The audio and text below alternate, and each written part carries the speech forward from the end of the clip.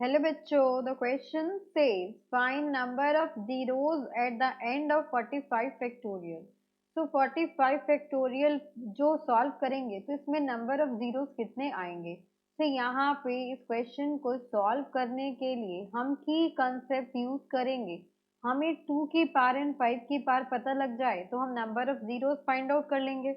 Because 2 into 5 that is equals to 10। तो यहाँ से आपका जीरो बन के आएगा। तो यहाँ पे हम 2 की पावर और 5 की पावर फाइंड आउट करने के लिए एक्सपोनेंशियल फार्मूला का यूज करेंगे, एक्सपोनेंट का।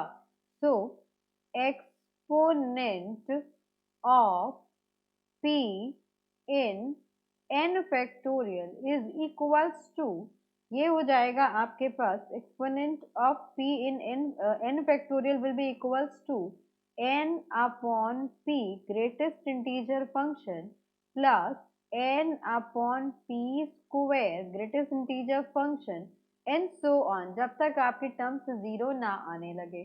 तो यहाँ से फर्स्ट ऑफ ऑल हम 2 की पावर फाइंड आउट करेंगे। तो यहाँ पे आएगा आपके पास एक्सपोनेंट ऑफ 2 इन 45 फैक्टोरियल। तो 45 फैक्टोरियल में 2 की मैक्सिमम पॉसिबल पावर क्या हो सकती है। So that will be equals to, यहाँ पे हो जाएगा आपके पास 45 divided by 2 greatest integer function plus 45 divided by 2 raise to the power 2 that will be 4 plus greatest integer function 45 divided by 2 raise to the power 3 that will be 8 plus यहाँ पे आ जाएगा 45 greatest integer function 45 upon 2 raise to the power 4 हो जाएगा। तो 8 to जा 16 हो गया। देन प्लस ये हो जाएगा आपके पास greatest integer function 45 upon 32। Then plus next हो जाएगा आपके पास greatest integer function 45 upon 64 and so on. अब यहाँ से वैल्यू आपकी जीरो होने लगेगी बिकॉज डिवाइड करने पे ये वैल्यू आपकी greater than zero and less than आपकी 1 होगी। तो यहाँ से अब सारी टर्म्स आपकी जीरो होने लगेंगी। अब यहाँ पे हर एक वैल्यू को कैलकुलेट करेंगे। तो अगर आप 45 को 2 से डिवाइड करेंगे तो यहाँ पे वैल्यू कितनी आएगी 22.5। तो यहाँ से आ गया 22.5 का greatest integer function will be 22। Then plus next case में हम 45 को डिवाइड करेंगे 4 से तो 11.25 आएगा। तो ये हो गया आपके पास 11 प्लस नेक्स्ट केस में हम 45 को 8 से डिवाइड करेंगे तो ये 5.625 आएगा।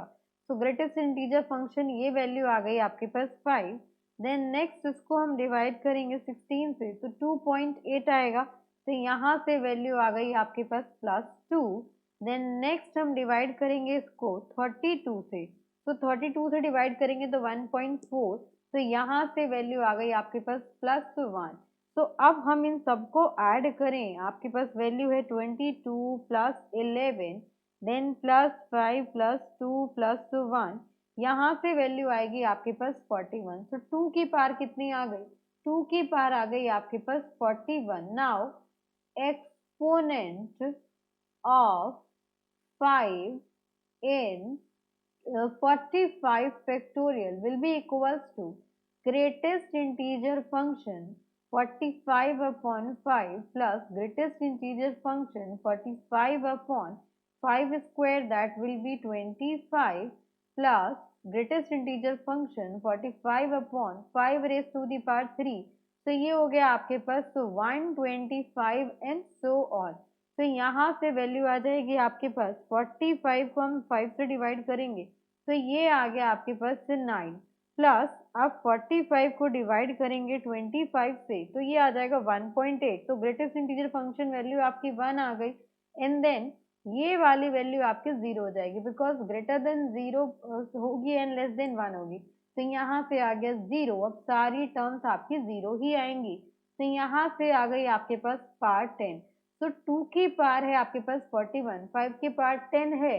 तो यहाँ से आ गया आपके पास maximum zeros will be equals to, यहाँ पे आपके पास मैक्सिमम जीरोज नहीं बोलेंगे, हम टोटल नंबर ऑफ जीरोज बोलेंगे। तो यहाँ से आ गया आपके पास total number of zeros is equals to 10। 10 क्यों आया? देखिए हाईएस्ट पावर जिसकी भी होगी, 5 की हाईएस्ट पावर 10 है, तो 10 आपके पास 10 होंगे 2 और 10 ही होंगे आपके पास 5, तभी मिलकर के आपके पास क्या आएगा? आपके पास यहाँ पे नंबर ऑफ जीरोस आ जाएंगे। तो 10 अगर मेरे पास 5 की पावर 10 है, that means number of zeros मेरे 10 ही होंगे। So for this question, this is my required answer. Hope you understood very well. Thank you so much. Best of luck.